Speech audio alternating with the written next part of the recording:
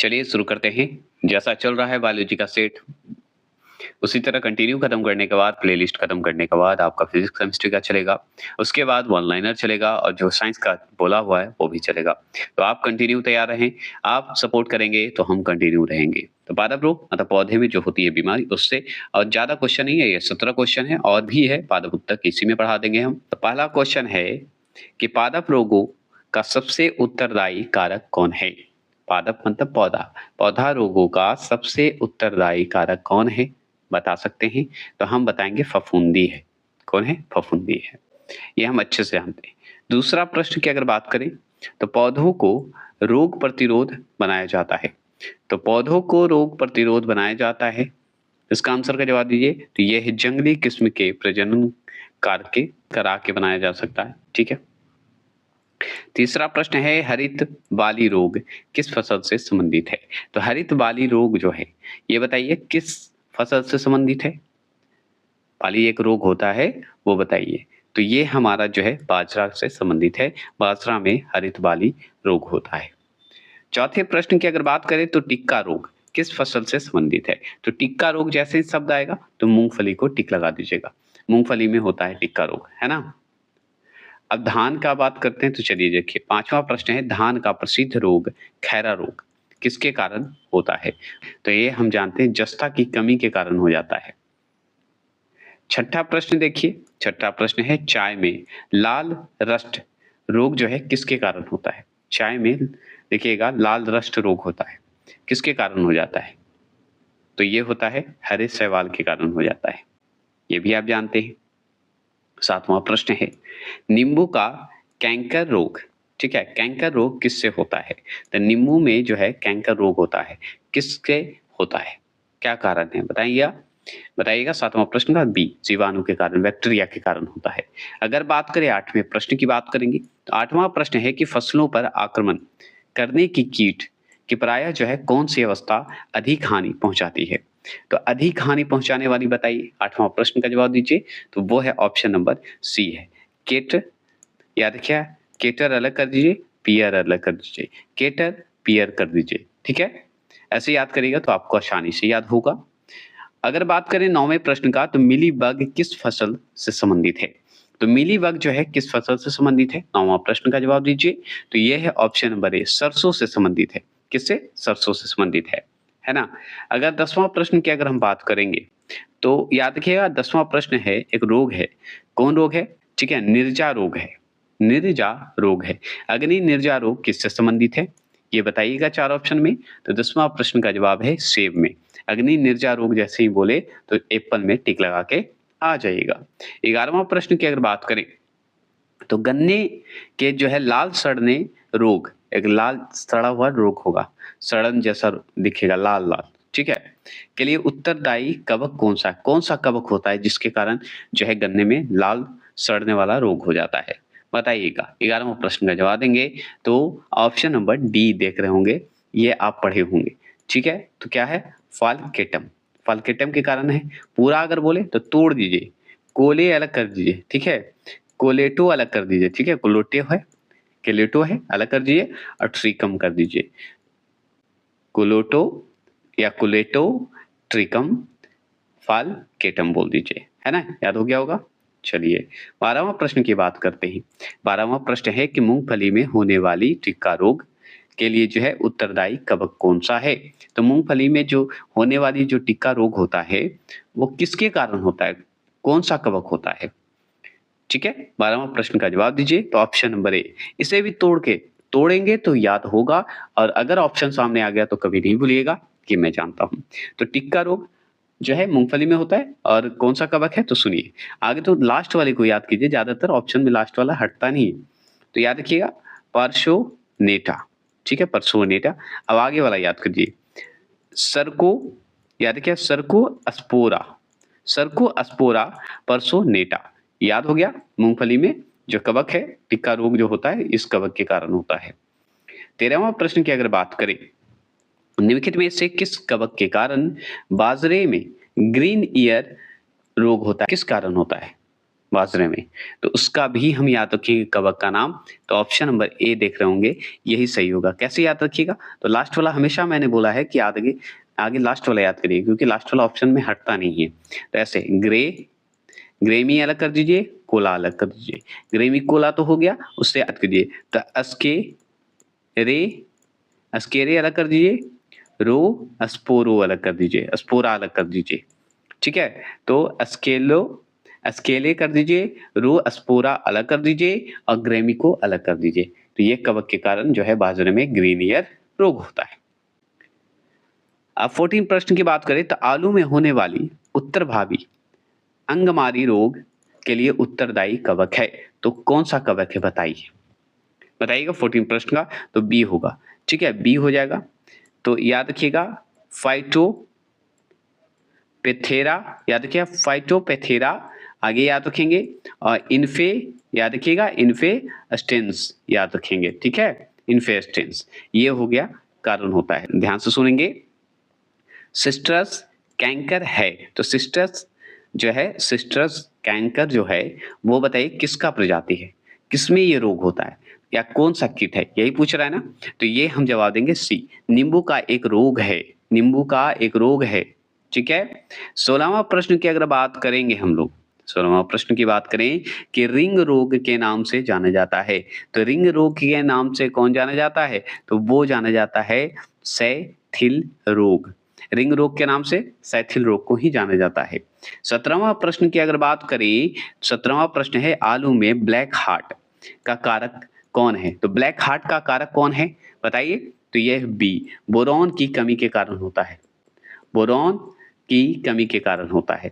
अब पढ़ते हैं हम लोग पादप उत्तक, प्लांट टिश्यूज। अब प्लांट टिश्यू से 10 क्वेश्चन है, ये भी हम खत्म करेंगे। पहला क्वेश्चन देख रहे हैं, वह उत्तक जो द्वितीयक वृद्धि के लिए उत्तरदायी है वो कौन है? यही तो पूछ रहा है आपसे। तो ये ऑप्शन नंबर सी जो है वो ही तो है। ठीक है, ऑप्शन नंबर सी कैमीबियम। अगर दूसरा प्रश्न की अगर बात करें तो व्यापारिक कॉर्क प्राप्त होती है, तो व्यापारिक कॉर्क जो है कैसे प्राप्त होता है ये बताइएगा। तो ऑप्शन नंबर सी, कॉर्क कैमीबियम से प्राप्त होता है।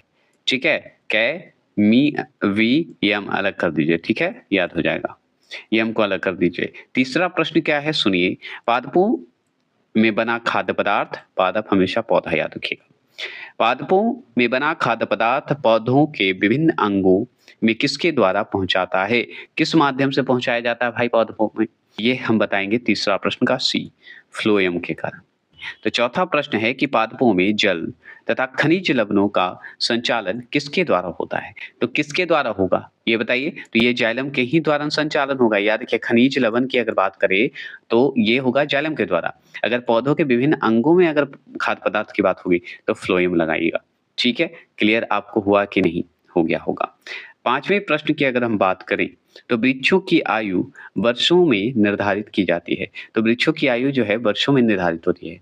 तो कैसे किया जाता है, किस माध्यम से, किसके द्वारा, है ना, आपसे पूछेगा। तो ऑप्शन नंबर सी, इसमें वार्षिक वलयों मतलब रिंग की संख्या के आधार पर होता है। छठा प्रश्न क्या है, वायुतक पाया जाता है। वायुतक होता है, वायुतक का इंग्लिश में लिखा हुआ है एरेकाइमा बोला जाता है, एरेकाइमा भी बोला जाता है या एरेचाइमा जो कि लिखा हुआ है। ठीक है, तो एरेचाइमा पाया जाता है, तो वो पाया जाता है ऑप्शन नंबर बी, हाइड्रोफाइटस में, हाइड्रोफाइटस में। क्लियर हो गए। और भी बात करते हैं। 7वें प्रश्न की बात करें तो आर्किड में विलामेन उत्तक पाया जाता है। तो आर्किड, ठीक है, आर्किड में विलामेन टिश्यूज पाया जाता है।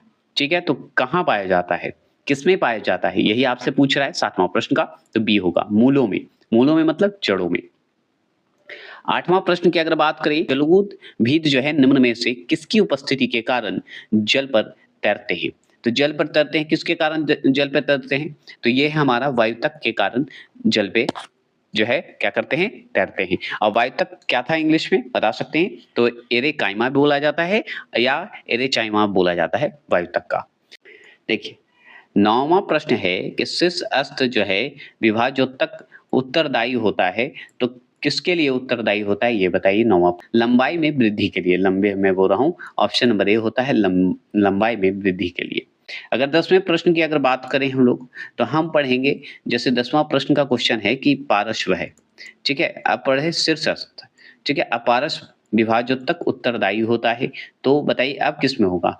ये तो हमारा लंबाई में वृद्धि के लिए था हमारा शीर्षस्थ, ठीक है? अपारस्व का बताइए, तो पारस्व के लिए क्या होगा? तो पारस्व के लिए होता है मोटाई में वृद्धि के लिए होता है। एक लंबाई में, एक मोटाई में, पारस्व हो जाएगा तो मोटाई में। तो ये हो गए आपके। चलिए उत्तक भी खत्म हो। अब पढ़ रहेंगे पादप आनुवांशिक प्लांट जेनेटिक्स। इसमें भी 14 प्रश्न हैं और ये मिलाकर आपको वीडियो मिलेगा। जिसमें पहला क्वेश्चन है आपका वंशागति के अध्ययन से संबंधित जीव विज्ञान की शाखा है। तो वंशागति के अध्ययन से संबंधित जीव विज्ञान की शाखा क्या कहलाती है? ये बताइए। तो ये कहलाएगा आनुवांशिकी कहलाएगा। क्या कहलाएगा? आनुवांशिकी कहलाएगा। दूसरा प्रश्न की अगर बात करें तो निम्नलिखित में से किसको आनुवांशिकी का पिता कहा जाता है? तो किसको आनुवांशिकी का पिता कहा जाएगा? तो ये जो है मेंडल को कहा जाता है। मेंडल को कहा जाता है, ये जरूर ध्यान रखना है। अगर बात करें तीसरे प्रश्न की बात करेंगे तो जीन शब्द का प्रतिपादन किसने किया? जीन जो शब्द है जेनेटिक जैसे कहते हैं, जीन शब्द का प्रयोग जो है या प्रतिपादन कहिए कौन किए थे? उनका नाम बताइए। तीसरा प्रश्न का तो ये थे ऑप्शन नंबर सी, जोहान्स थे। कौन थे? जोहानसन थे। नाम पूरा है जोहानसन, याद रखिएगा, जोहानसन जी हैं। चौथे प्रश्न की बात करें, वंशागति की इकाई है, तो वंशागति की इकाई कौन सी है बताइएगा? चौथे प्रश्न का तो ऑप्शन नंबर सी, जीन है। वंशागति का इकाई है, जीन है। अगर मैं बात करूं पांचवें प्रश्न का, तो मेंडल ने किस पौधे पर संकरण प्रयोग किया? बताइएगा। संकरण प्रयोग किया, बताइएगा मेंडल ने। तो मटर पे हम लोग जानते हैं, मटर पे कि किस पे बताइए? पांचवें प्रश्न का जवाब दीजिए। तो हम जानते हैं गार्डन पी मतलब मटर पे, है ना, खेत वाले मटर को। छठे प्रश्न की बात करें तो बारबेरा जो है, इसे तोड़ के पढ़ेंगे। बारबेरा मैकली कर दीजिए, मैकली टोंक, ठीक है। बारबेरा मैकली टोंक किस पौधे पर काज के लिए प्रसिद्ध है? तो किस पौधे पर काज के लिए प्रसिद्ध है ये बताइए। तो ये जो थे बारबेरा, वो जो थे किस पौधे पर काज किए थे? तो ये थे छठे प्रश्न का, ये मक्का पे किए थे। ये जरूर ध्यान रखना है, ठीक है। अगर सातवें प्रश्न की हम बात करें तो ग्रेक मेंडल निम्न में से किसके प्रतिपादन हेतु प्रसिद्ध हैं? ग्रेक मेंडल का नाम आता है, तो क्यों प्रसिद्ध थे? तो आपका आ जाता है ऑप्शन नंबर सी, आनुवंशिकता के नियम पर आता है। अगर हम बात करें आठवें प्रश्न का, तो मेंडल ने मटर के पौधे का चयन किया, क्यों चयन किया? सस्ता था इसलिए? नहीं, इसलिए नहीं, इसलिए कि इसमें जो है क्या है, ये इसलिए मटर को चूज किए। ऑप्शन नंबर सी क्यों सही हुआ? सुन लीजिए आठवां प्रश्न का, कि इसमें जो है क्या है, विपर्यायी है, ठीक है, विपर्यायी लक्षण उपस्थित होता है। अब विपर्यायी लक्षण क्या है भाई? अब चलिए हम बताते, थोड़ा सा बताएंगे। देखिए इसमें लक्षण उपस्थित होते हैं तो बहुत सारा ऑप्शन आता है। ये ऐसे इस ऑप्शन के हिसाब से तो सी आंसर लगा दिया, लेकिन मेंडल ने मटर का जो चयन किए थे उसका बहुत सारा कारण आता है। कारण क्या आता है कि कम समय में वृद्धि और प्रजनन कर देता है मटर, ठीक है, ये जान लीजिए। मतलब मटर का पौधा जो है जल्दी बढ़ता है, ठीक है, इसका जीवन चक्र छोटा होता है, ये बड़ी बात है। एक था कि स्पष्ट विरोधी लक्षण भी है इसमें। मटर के पौधे में ऊंचाई, बौना और हरा पीला बीज या चिकना, समझ गए, इस तरह का बीज जैसे स्पष्ट लक्षण होते हैं इसमें। एक और है कि सेल्फ पोलिगेशन होता है, इसमें सुविधा दिया हुआ है, मटर में होता है, ये भी आसान था। दूसरी बात है अधिक संतान उत्पन्न करने की क्षमता होती है। एक मटर का अगर पौधा देखें तो कई बीज उत्पन्न करते हैं, हम जानते हैं, तो ये बात होती है। अगर बात करें 9वें प्रश्न की, तो 9वां प्रश्न क्या है कि मोनो हाइब्रिड अनुपात होता है। तो मोनो हाइब्रिड का अनुपात अगर पूछे, रेशियो पूछे आपसे, तो बताइए क्या होगा 9वां प्रश्न का? तो ये होगा 3:1 का रेशियो होगा। किसका होगा? 3:1 का रेशियो होगा। 10वां प्रश्न है कि जीन्स जो है बने होते हैं, तो जीन्स जो हैं बने होते हैं किससे बने होते हैं ये बताइए। तो ये डीएनए के बने होते हैं, हम अच्छे से जानते हैं। अगर 11वां प्रश्न की बात करें तो 11वां प्रश्न है कि हरगोविंद खुराना को किस आविष्कार के लिए सम्मानित किया गया? तो हरगोविंद जो खुराना थे उनको आविष्कार दिया गया, तो किस लिए आविष्कार दिया गया भाई? मतलब आविष्कार बोल रहा हूँ, किस लिए इनको सम्मानित किया गया? क्या आविष्कार किए थे ये? तो 11वां प्रश्न का बी, जीन संश्लेषण के लिए इनको जो है सम्मानित किया गया था। 12वां प्रश्न की अगर बात करें तो प्रयोगशाला में सर्वप्रथम डीएनए का संश्लेषण किसने किया था? डीएनए का संश्लेषण कौन किया था सर्वप्रथम, बता सकते हैं? मतलब प्रयोगशाला में। तो 12वां प्रश्न का भी यही हरगोविंद खुराना थे, याद रखिएगा। अगर 13वां प्रश्न की बात करें तो किसके द्वारा आनुवंशिकता के विज्ञान को आनुवंशिकी कहा जाता है? तो आनुवंशिकी कहा जाता है आनुवंशिकता के विज्ञान को, बताइए तो किसके द्वारा ये कहा गया है? तो ये जो है वाटसन के द्वारा कहा गया है। ये हो गए। अगर 14 प्रश्न की अगर हम बात करें तो आनुवांशिक उत्परिवर्तन होता है। तो आनुवांशिकीय उत्परिवर्तन जो होता है, ये होता है ऑप्शन नंबर ए डीएनए में होता है। तो ये भी आपके जो हैं जितने भी पादप से थे, वो खत्म हो गए। अब चलिए नेक्स्ट चलेंगे हम कोशिका विज्ञान का, जो कि इसका नेक्स्ट टॉपिक हम 2 घंटे बाद लाएँगे। इसी में कोशिका विज्ञान और प्रदूषण से संबंधित जो सवाल हैं, वो खत्म होंगे। उसके बाद आएगा आपका जंतु विज्ञान में, जो कि स्पेशली वो जंतु विज्ञान का चलेगा। तो चलिए मिलते हैं फिर। जय हिंद।